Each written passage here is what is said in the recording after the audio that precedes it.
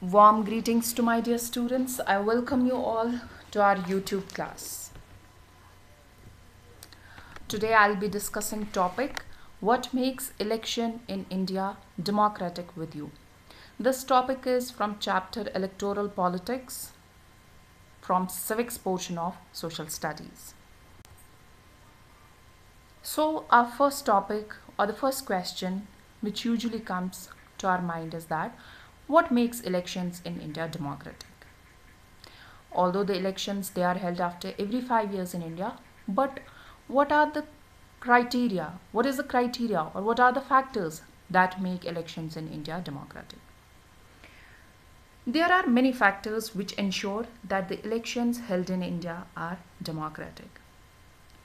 The three important factors or the three important elements which make the elections in India democratic are: number 1, Independent Election Commission; number 2, popular participation; and number 3, election acceptance of the election outcome.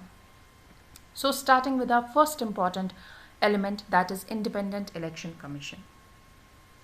In our country, elections are conducted by an independent and very powerful body that is known as Election Commission. It enjoys the same kind of independence that the judiciary enjoys. The Election Commission is headed by Chief Election Commissioner, who is appointed by the President of India. After appointed, the Chief Election Commissioner is not answerable to the President or the Government of India. The powers of the Election Commission are: number 1, it takes decision on every aspect of conduct and control of elections. Number 2, it implements the code of conduct and punishes any candidate or party that violates it. During the election period, the Election Commission can order the government to follow some guidelines to prevent use and misuse of governmental powers to enhance its chances to win election or to transfer some government officials.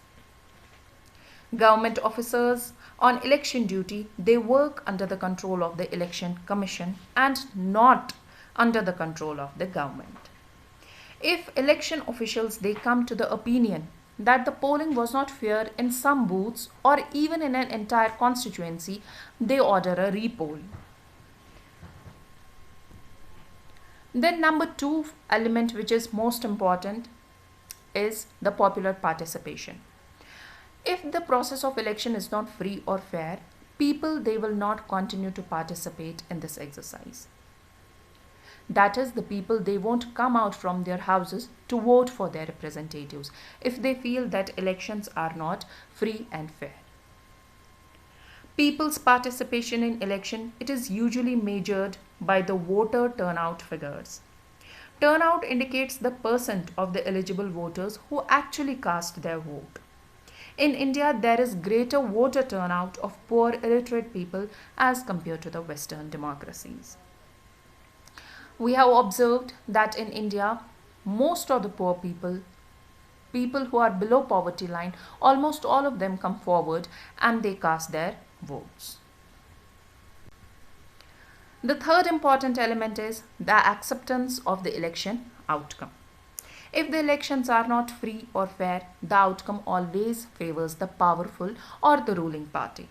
In such situation, the ruling parties they don't lose elections. Usually, the losing party does not accept the outcome of a rigged election. The outcome of India's election speaks for itself.